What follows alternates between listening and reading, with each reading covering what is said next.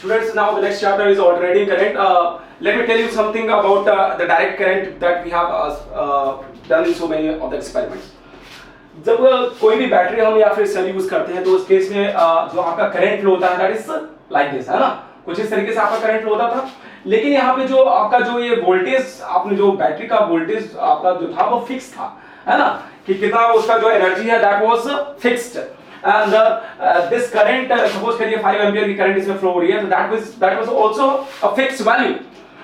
That means your in that case your potential or your voltage or your current was steady, time के साथ से वो change नहीं हो रहा था। क्लियर बात? आपका जो चार्जेस है वो कंटिन्यूअसली सर्किट में फ्लो हो रहे थे। आपका जो सब चार्जेस का होता है इलेक्ट्रॉन सर्किट में कंटिन्यूअसली डायरेक्शन क्या होती है चार्ज की, यदि इलेक्ट्रॉन की डायरेक्शन ये है तो आपका करंट का डायरेक्शन क्या होगा, उसका अपोजिट डायरेक्शन। तो इसमें जो इलेक्ट्रॉन्स है वो कंटिन्यूअसली सर्किट में फ्लो हो रहे हैं। ठीक है, तो आपको जो करंट की वैल्यू और जो ईएमएफ की वैल्यू या फिर आप पोटेंशियल डिफरेंस की बोलिए, तो that was a potential terminal potential difference का यूज करते हैं जब आप क्लोज सर्किट की बात करते हैं। आप क्लोज है तो आप टर्मिनल पोटेंशियल डिफरेंस बोलिए। तो पोटेंशियल डिफरेंस जो है that was fixed and your this current is also fixed value. So this was the graph. You can also have I as well, I or V as depend. If you will plot it, you will have such kind of figure. So इसमें जो power आप निकालते थे P equals to I into B, तो वो कैसा होता था? सपोज करिए यहाँ पे आप करंट का कितना फ्लो हो रहा है 5 ampere into this 10 volt. So you had this 50 watt, है ना, 50 watt आपका पावर मिला। This was a fixed value। यदि यहाँ पे कोई आपका सपोज करिए लोड आपने लगाया हुआ है, कोई बल्ब लगाया हुआ है, तो it will glow permanently। जो इसमें कोई भी रुकावट नहीं होगी। ठीक है, आपका ये कंटिन्यूअसली बल्ब ग्लो करता रहेगा। क्लियर बात? लेकिन ये केस थोड़ा डिफरेंट है। जो हम अल्टरनेटिंग करंट की बात करते हैं तो हमने स्टूडेंट्स अभी भी इसके पहले सेक्शन में आपने पढ़ा था कि जब हम किसी भी, चलो हम एक उसकी बात करते हैं, पहले जो हम आर्मेचर कॉइल हम लिया करते थे जैसे नॉर्थ पोल और ये साउथ पोल, स्टूडेंट्स याद करिए आप, है ना, तो वी हैड दिस है ना armature and if you have this turbine.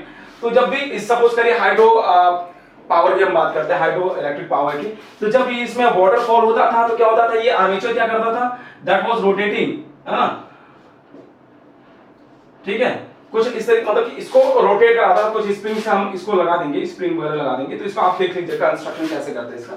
तो आप इसका मेन फंडा समझिए क्या है कि ये जो आर्मेचर जो आपको दिख रहा है कि जब ये टरबाइन रोटेट होगा, किसकी वजह से, कोई मैकेनिकल फोर्स की वजह से, मैकेनिकल एनर्जी की वजह से। और मैकेनिकल एनर्जी का कोई भी सोर्स हो सकता है, आप वाटर की स्टीम ले सकते हो या फिर डैम से जो पानी गिरता है ऊपर से उसको ले सकते हो, उससे इस टरबाइन को रोटेट करा सकते हो। तो दैट मैकेनिकल एनर्जी जब ये रोटेट होगा तो जो मैग्नेटिक फ्लक्स लिंक होगा इसके साथ friends, that is also changing ना, क्योंकि जब ये रोटेट करेगा तो इस केस में आपको मैंने एक चीज बताया था, याद करिए आप, कि जब आपका जो फ्लक्स है वो लिंक होता है that is BA cos theta. तो जो एंगल बनेगा इस मैग्नेटिक फील्ड जो इससे लिंक हो रहा है that with the area vector of this plate, तो वो चेंज होता जाएगा ना जब ये रोटेट करेगा। जब सपोज करिए इसका एरिया वेक्टर कुछ दैट इज पैरेलल टू, इसका एरिया वेक्टर सपोज कुछ इस तरीके से है आपका प्लेट, और इसका एरिया वेक्टर कैसा होगा, इस तरीके से, that will in the direction of the magnetic field. तो एरिया वेक्टर की हम यहाँ पे एंगल देख रहे हैं, यहाँ पे आपको याद है ना जो मैंने बताया था। तो आप यहाँ पे आप देखोगे जब इसका एंगल जो एरिया वेक्टर और मैग्नेटिक फील्ड के बीच में 0 बनेगा, तो इसके में आप फ्लक्स की जो वैल्यू है वो that is you are getting the maximum value, and if you have this 90 degree you have the 0 value. So you can see that your flux is continuously changing, and because of there will be change in the flux, definitely there will be an induced EMF that opposes this current, that opposes this क्योंकि जब EMF generate होगा तो क्या मैंने Faraday का law बताया था कि that जो EMF जो जनरेट होगा that opposes the change, क्या करता है वो चेंज को क्या करता है, अपोज करता है। आपको ध्यान है कुछ, तो ठीक है, तो ठीक है, इतना समझ में आ गया। तो इंड्यूस करंट इधर जनरेट होगा यदि हम सर्किट को क्लोज कर दें, if we close this circuit, if we close this circuit somehow, you will have this current, induced current in it. So that induced current, whatever we are interested, तो पहले induced कर आपका EMF generate हुआ, और जब आपने circuit को close कर दिया तो आपका इसमें करंट, इस तरीके से आपका ईएमएफ जनरेट हुआ सपोज करिए यहाँ पे, और आपने इसको सर्किट को क्लोज कर दिया तो you are getting the current unit. Clear? इस केस में आपका करंट फिक्स था, वोल्टेज फिक्स था, है ना, जो सोर्स था वो भी फिक्स था। यहाँ पे सोर्स भी चेंज हो रहा है, और जो उसके कारण यदि सोर्स चेंज हो रहा है तो डेफिनेटली करंट तो चेंज होगा। क्लियर बात? तो यदि आपका चेंज हो रहा है, यदि आपका ईएमएफ चेंज हो रहा है, आपका सोर्स चेंज हो रहा है, तो definitely you will have a change in current. एक चीज आप और समझ लीजिए कि जो इसमें इलेक्ट्रॉन का जो फ्लो होता है that is continuously in the circuit, but in this case your electron is oscillating in the circuit. तो सपोज करिए एक इलेक्ट्रॉन यहां था, फिर यहां गया, फिर से यहां आया, फिर से यहां गया, फिर से यहां आया, फिर से यहां, तो ये इट्स जस्ट लाइक पेंडुलम कि जो आपका इलेक्ट्रॉन है दैट इज ऑसिलेटिंग। तो आप सर पूछोगे क्या ये ड्रिफ्ट, इसकी कुछ ड्रिफ्ट वेलोसिटी होगी? यदि एक पर्टिकुलर रीजन की बात करें, पर्टिकुलर लेंथ की बात करें, तो यहाँ ड्रिफ्ट हो रहा है, लेकिन होल साइकिल की बात करें तो बोलेंगे ड्रिफ्ट नहीं हो रहा, क्योंकि this is going here and coming back and fourth, है ना। So your electron is also coming back and fourth. It is bidirectional in this case. Your electron is bidirectional. It is unidirectional. Clear बात? Difference समझ में आ रहा है? It is bidirectional to and fro. It can move. It is unidirectional. So this is a great difference. So you have this EMF source. And यदि ये pendulum को की जैसे समझा जाए कि आपका जो इलेक्ट्रॉन है पेंडुलम की जैसे ऑसिलेट कर रहा है, तो यदि हम देखें तो एक रीजन, एक काइनेटिक एनर्जी सपोज करिए यहाँ पे, यहाँ से इलेक्ट्रॉन ने मूव करना स्टार्ट किया और यहाँ तक आया, फिर से यहाँ गया, फिर से यहाँ आया, इस तरीके से ये करंट जनरेट करता है। तो सपोज करिए जो इसमें जो आपका जो यदि हम करंट वर्सेस आपको टाइम पे देखें, टाइम के साथ कैसे चेंज हो रहा है, तो आप देख रहे होंगे कि एक टाइम पे आप जीरो टाइम पे आपका काइनेटिक एनर्जी क्या है, जीरो है, फिर यहाँ से रीजन तक कुछ मैक्सिमम तक आया, सपोज करिए यहाँ बीच का जो पोर्शन है दैट इज 5 एम्पियर, ये मैक्सिमम आया, फिर इसके बाद ये डाउनवर्ड, फिर से ये जीरो की तरफ जाने लगा, ठीक है, आप देख रहे हो, फिर से ये क्या करेगा, अपोजिट डायरेक्शन में जाएगा, तो अपोजिट डायरेक्शन में जाएगा तो फिर से -10 मैक्सिमम, फिर इस तरीके से। तो your electron is producing an, क्योंकि ऑसिलेट कर रहा है इलेक्ट्रॉन तो ऑसिलेटिंग करंट भी जनरेट करेगा। क्लियर? तो your source is also oscillating and your current generated is also oscillating. So we can not have any fixed value of the source. कोई EMF की एकदम जो हम प्रोवाइड करा रहे हैं, सोर्स जो प्रोवाइड कर रहा है उसकी कोई फिक्स वैल्यू नहीं, और ना ही उसके करंट जो जनरेट कर रहा है उसकी कोई फिक्स वैल्यू। तो we have to go for the average, we have to go for the average. तो हम देखेंगे इससे जो पावर जनरेट कर रहा है, you can easily calculate by multiplying this and this, but here it is some different. आपका I भी चेंज हो रहा है, वी भी चेंज हो रहा है, तो यहाँ पे जो पावर की जो जनरेट है आप कर रहे हो, यहाँ पे आप एक फिक्स वैल्यू यूज नहीं कर रहे। आप सोच रहे हो कि सर पीक वैल्यू यूज कर लें, लेकिन पीक वैल्यू यूज नहीं कर सकते क्योंकि ये भी तो वैल्यूज हैं, है ना। तो आप यदि एवरेज यहाँ से यहाँ तक एक पूरा साइकिल का देखो तो एवरेज करंट इज 0, लेकिन करंट तो फ्लो हो रहा है ना, एक इंस्टेंटेनियस करंट आप किसी पॉइंट पे देखो तो आपका करंट फ्लो हो रहा है। तो हम क्या करेंगे, हम एक एवरेज वैल्यू की बात करेंगे। तो हम यहाँ पे आगे हम आरएमएस वैल्यू का कॉन्सेप्ट यूज करेंगे, आरएमएस वैल्यू को हम उसमें समझाएंगे। अभी सिर्फ आप इतना समझिए कि डिफरेंस क्या है दोनों के बीच में। तो बेसिक डिफरेंस यही है कि इसमें आपका सोर्स भी चेंज हो रहा है, करंट भी चेंज हो रहा है। सपोज करिए आपका करंट यदि गैल्वेनोमीटर है ये, तो आपका करंट पहले क्या किया, ऑसिलेट कर रहा है ना, सपोज करिए यहाँ पे 5 गया, फिर से यहाँ पे 0 आया, फिर से 5 गया, -5 गया, फिर 0 आया, तो ये इस तरीके से है ना। तो it will have a sine function. तो आपने पहले जब मैंने इसका पढ़ाया था आर्मेचर कॉइल एसी जनरेटर का पढ़ाया था, तो उस केस में आपने देखा होगा कि हमने एक ईएमएफ का वैल्यू निकाला था E0 sin omega t। Your this EMF generated by this is continuously changing, is a function of the sine, और sine का फंक्शन कुछ इस तरीके से होता है, हाँ, और E0 is the maximum value, E0 is the maximum value of the EMF। ठीक है, यहाँ पे करंट है, आपका EMF का अलग ग्राफ होगा। तो आप डिफरेंट केसेस हम आगे यूज करेंगे। बेसिकली यही समझ लीजिए कि आपका इसका जो मैग्नीट्यूड है वो कंटिन्यूसली चेंज हो रहा है, और इसमें जो चेंजिंग डायरेक्शन है वो पीरियोडिक है, पीरियोडिक टाइप का, हाँ। डायरेक्शन इसमें मैंने बताया ना कि बाय डायरेक्शनल, आपका एक बार इलेक्ट्रॉन इधर गया, एक बार इलेक्ट्रॉन इधर आया, एक बार इलेक्ट्रॉन इधर गया, तो दो टाइप करंट मिलेगी आपको, एक फॉरवर्ड डायरेक्शन करंट मिलेगी, एक बैकवर्ड डायरेक्शन। तो दो टाइप यहाँ पे आपको करंट मिलेगी, फॉरवर्ड एंड ऑसिलेट, क्योंकि ऑसिलेट कर रहा है back and fourth, so that's why we have this bidirectional current। so it has some different kind of behavior as compared to this direct current। इसमें आपका voltage, आपका जो source है, आपका जो current है, that is not changing with the time, but here you will get the changing time। So this was a basic idea about this current। We can also generate it will also generate power, all right, because power is I square R। Joule heating effect आपको याद आ रहा है कुछ?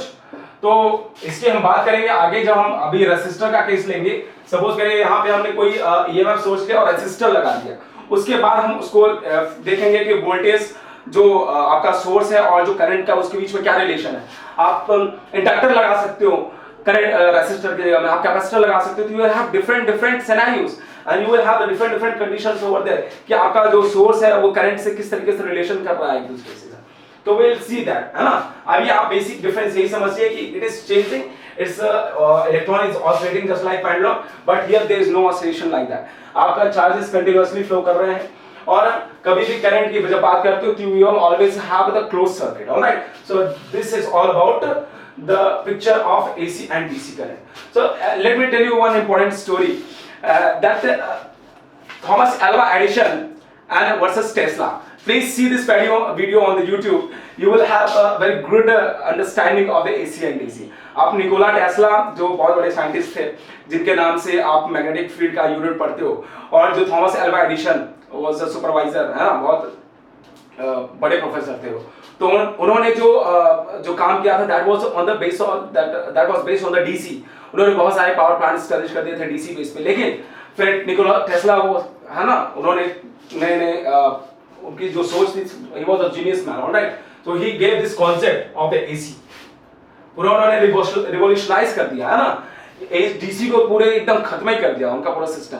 सो there was a conflict between the Thomas Alva Edison and Tesla. Tesla बोलते थे AC is better and Edison बोलते थे क्या कि आपका जो डीसी है that is better, AC is very dangerous. Let us do our next topic, that is the relation of the effective and the peak value of the AC। That the effective value of AC is that value of the steady current which is doing some amount of work as done by the AC during one cycle। इस एक AC की जो cycle है, आपका जो ये current आपका cycle दिख रहा है, ये जो साइन का जो फंक्शन होता है that is like this, है ना। तो this I in the AC is in the function of sine, all right, so like this। So there will be a time period, capital T, and which will be in the small fragments like t/2, t/4 and so many। So if you combine all this, suppose the work done by a small amount of this is I square R dt, small time interval के लिए। So if you want to calculate the whole work done in this total time period, so you will have to integrate over here। So when you integrate this, so this you get is this W is equals to that is when you put let me write once again this। यदि आप इस I की जगह में क्या रखेंगे, I naught sin omega t in the terms of this peak value, whatever we are trying to find out the value of total work done in the terms of peak value of the current, all right। So then after that we will find out the effective value of the current, okay। So let me write that u 0 to t, when you put this value it will be I naught square R, that will be sin square omega t dt, clear। तो ये आप लिख सकते हो। और आपको मैं एक चीज बता दूं कि that is 1 minus cos 2 theta divided by 2 is equals to sin square omega t sin square theta, all right।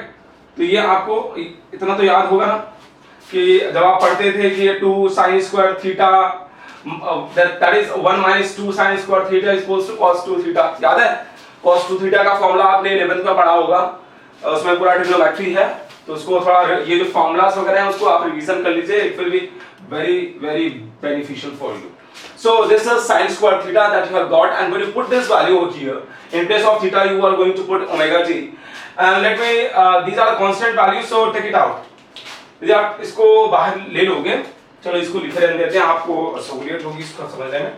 So when you put, let me write it as W, है ना, आप W लिख सकते हो इसको, तो I naught square capital R 0 to capital T sine square omega T dt. Clear? When you put this value, W equals to क्या आएगा? This is capital W, alright? This is not omega. So this will be I naught square R 0 से आप T तक ले जाओ, sign square omega T की form में 1 minus cos 2 theta, 1 minus cos 2 theta divided by 2, है ना, और dt. इतना क्लियर हुआ? So this is what we are doing, and when you put it as it is, I naught square R, so then what will you get? Let me write that. आप इसको दो parts में divide कर लो, that is 1/2. 1/2 का हम बाहर निकाल लेते हैं, ठीक है, clear? So you will get only here that is dt and minus 0 to t cos 2. Here omega T है, यहाँ पे आपको ध्यान होना चाहिए, है ना, theta equals to omega T. So यहाँ पे आप ओमेगा टी रख दीजिए, that is cos 2 omega T and this is dt. Clear इतना?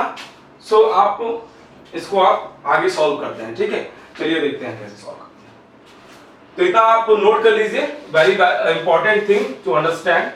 सो यदि आप इसको यहाँ पे रखोगे, w equals to I not square R, और दैट इज यहाँ का इंटीग्रेशन क्या होता है, 1 का इंटीग्रेशन, यहाँ पे कुछ नहीं है तो 1 है, तो 1 dt इज t, है ना. तो this is in the function of small t, so put the value and its limit is 0 to capital T.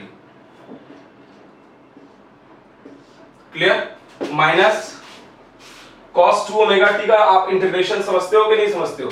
cos 2 omega t का क्या होता है, sin ओमेगा t, याद आया कि नहीं?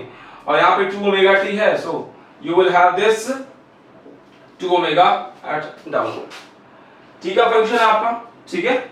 आपका ये जो 2 ओमेगा है, इस केस में क्या होता है, इंटीग्रेशन केस में cos थीटा इक्वल्स टू क्या होता है, sin थीटा होता है, और डिफरेंशिएशन में cos theta equals to minus sin theta होता है. याद आया कुछ?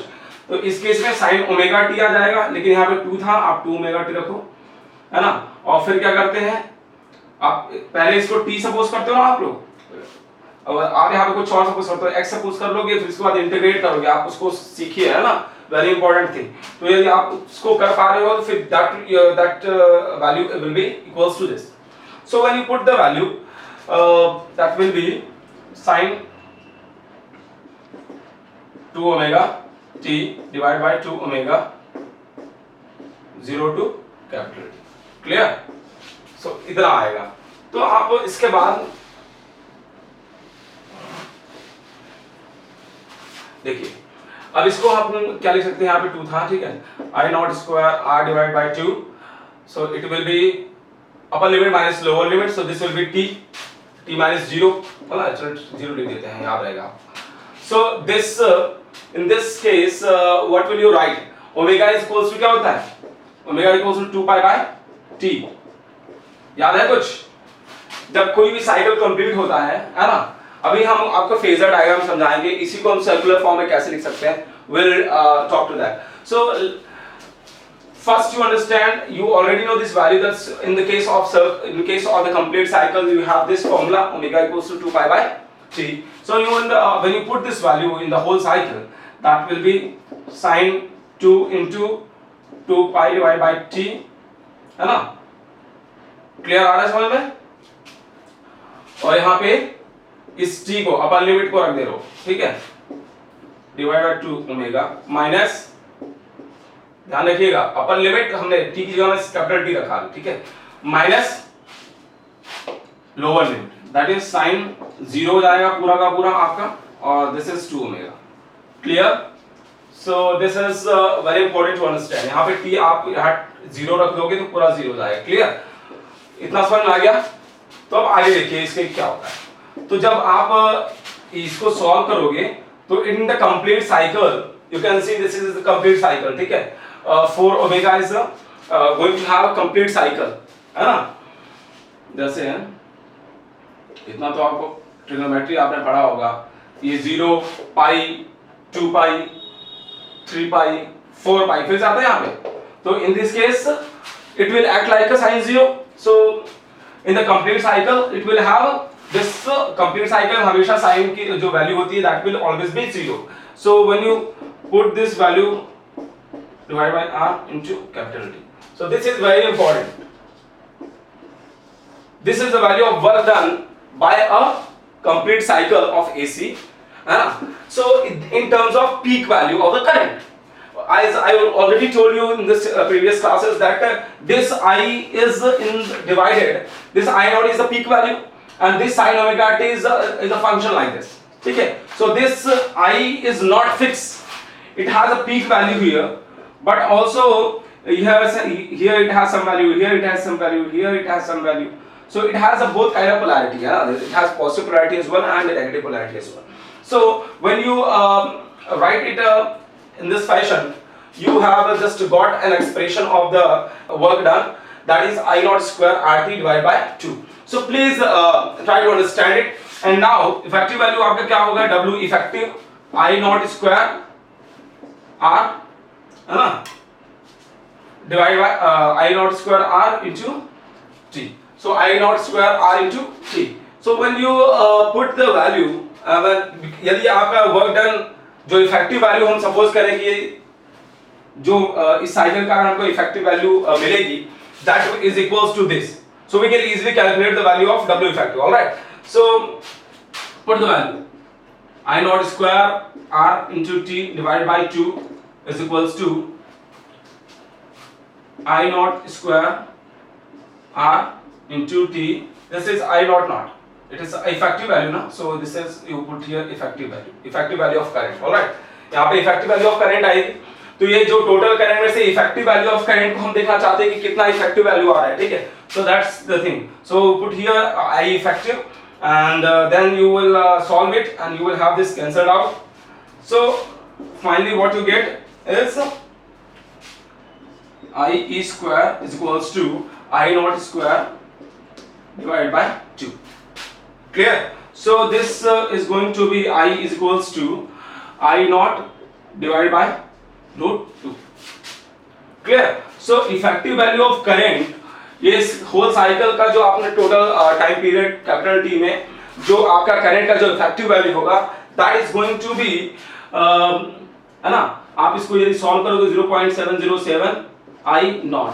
सो this is I is equals to 0.707 I naught. Very important to understand. ठीक है, तो इफेक्टिव वैल्यू आप इजीली कैलकुलेट कर सकते हो.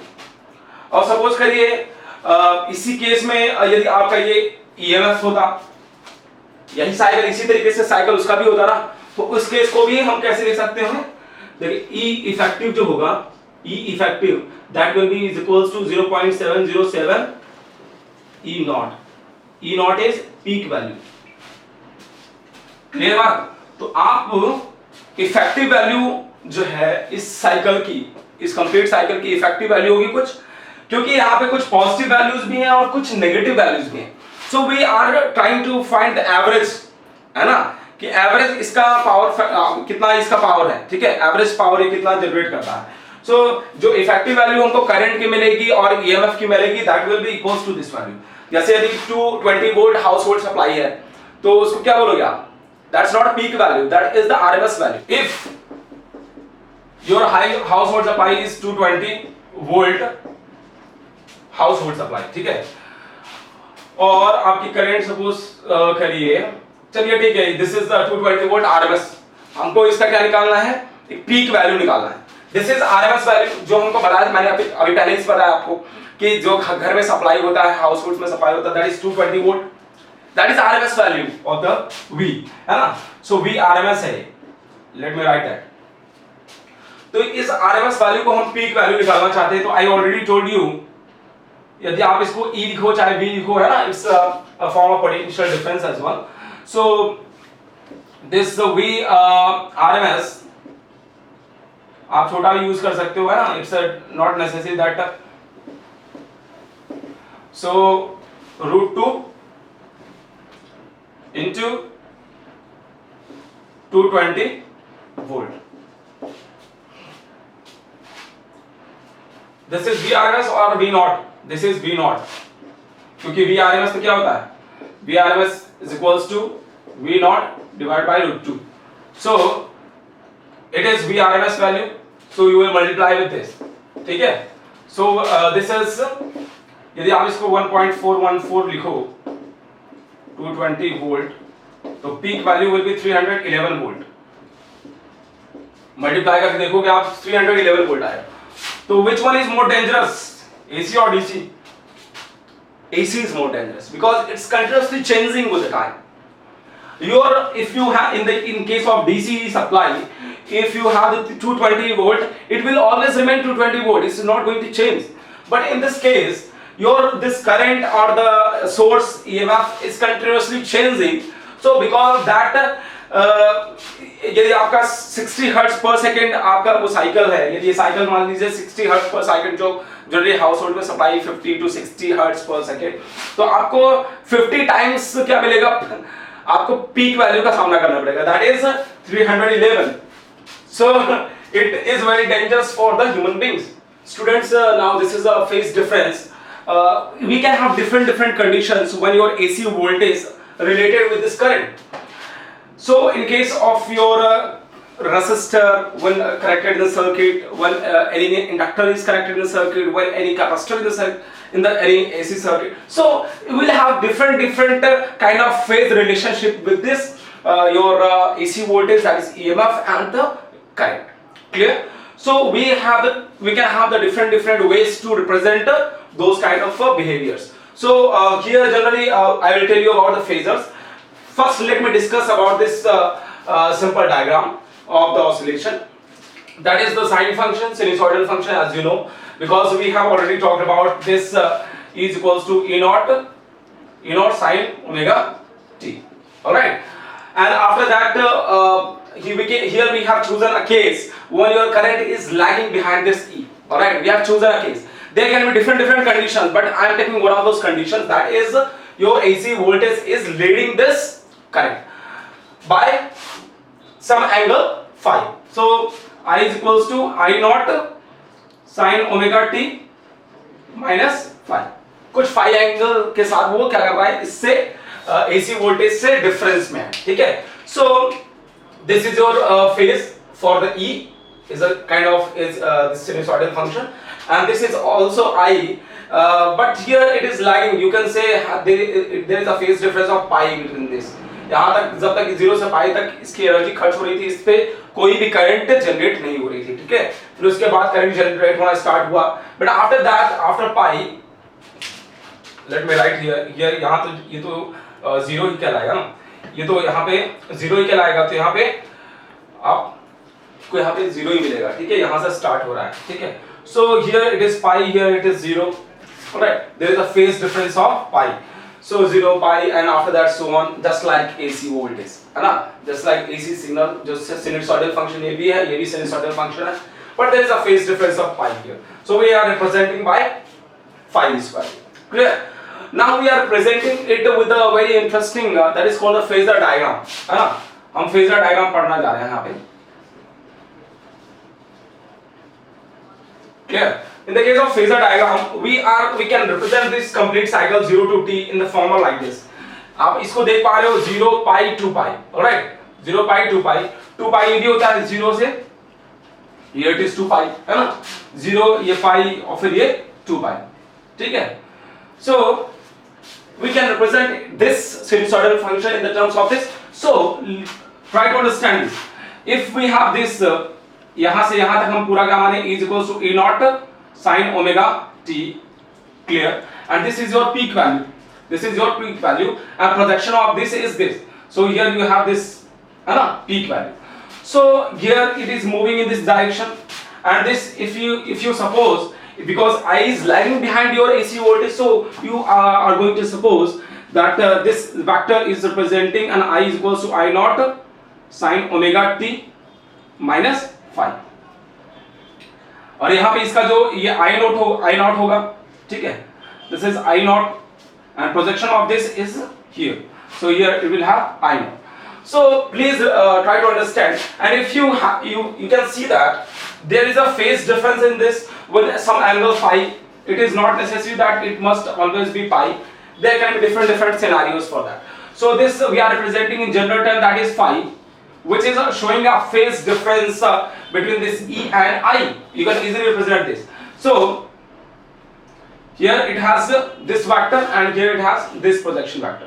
So it is the magnitude, it is the amount of magnitude. This is I and this is I naught, is a maximum value which is continuously changing, है ना, और ये भी change हो रहा है, ये भी चेंज हो रहा है, ये किस डायरेक्शन में चेंज हो रहा है, it will follow this AC voltage. Alright, so this is the kind of phase relationship in the term of phasor. This is a phasor, it is arbitrary. You can see that the phase relationship between the current and voltage in an AC circuit can be shown conveniently by representing voltage and current by rotating vectors, by this rotating vector. It is rotating. Alright, कुछ condition बाद क्या होगा कि ये आपका जो ये वाला वेक्टर है यहाँ पे आ जाएगा, तो इसका प्रोजेक्शन कुछ यहाँ पे आ जाएगा, ये यहाँ पे आ जाएगा, कुछ यहाँ पे आ जाएगा. तो आप देख रहे हो कि E जब बढ़ रहा है तो that I is decreasing, I is decreasing. So please try to understand that. मतलब कि जब आपका AC वोल्टेज इंक्रीज हो रहा है तो in that case it is going to follow it. यदि मैक्सिमम पे होगा तो यहाँ पे ये कहीं इसकी मिनिमम वैल्यू पे होगा, फिर उसके बाद क्या होगा, है ना, ये मतलब आपका जो E है that will always have a phase difference of this pi. आगे क्योंकि यहाँ पे स्टार्टिंग में 0 to pi हो गया है, तो इस तरीके से आप इसको रिप्रेजेंट कर पा रहे हो. ठीक है, तो it is very important to understand. We will use this phasor diagram in understanding the different cases when you put a resistor in the circuit. आपका AC वोल्टेज आपका तो रहेगा ही, आप यदि एलिमेंट्स चेंज करते जाओगे जैसे रजिस्टर, इंडक्टर या फिर कैपेसिटर या फिर तीनों LCR सर्किट जिसको बोलते हैं. So what kind of relationship between your AC voltage and current will be there, we will study that.